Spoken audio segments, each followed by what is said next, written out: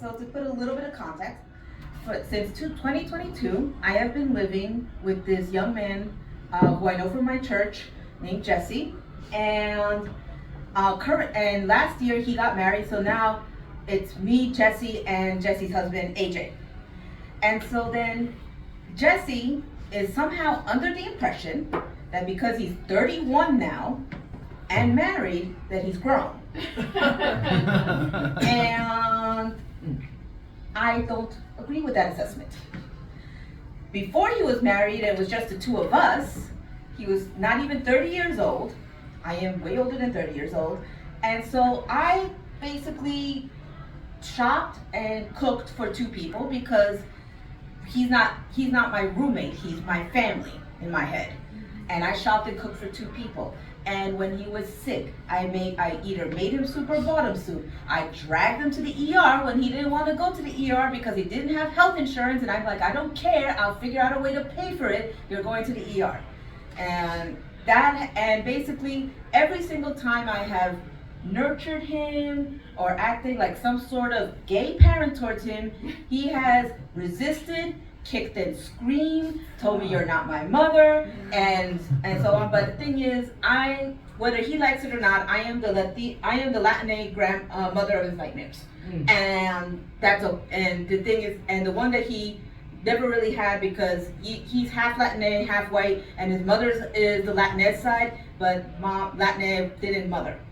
So, anyways, on this past Monday, we have a mutual friend, Bradley, from our church, and we found out, we have been hearing that he's been very sick and he's had a lot of medical crises lately. So we found out that he was back in the hospital, and I went, and it was close to where we live, so I went to see him on Monday.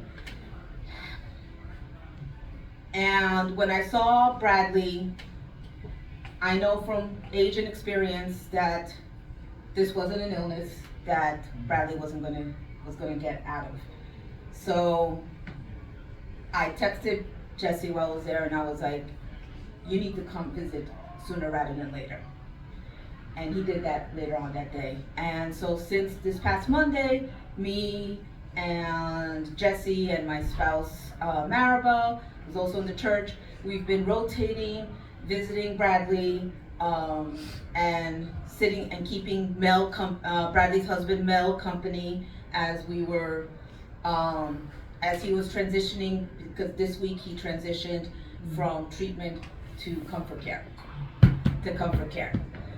And so it was, at some point during this week, Jesse sent a group text to me, my spouse Maribel, and to Mel, Bradley's husband Mel, and this is what it is.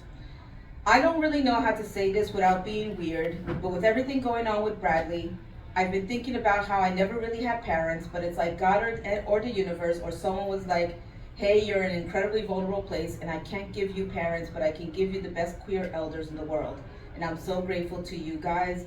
I don't know where I'd be without you all being my grown-ups. I love you guys. Let's never talk about it in person because this is way too sappy. Love you. I've been true to my word, and I have not mentioned this till now, till now. And he also made me promise that I won't get sick or die. And I said, sure. So what happened this week is that actually at 4:55 today, Bradley Curry transitioned home.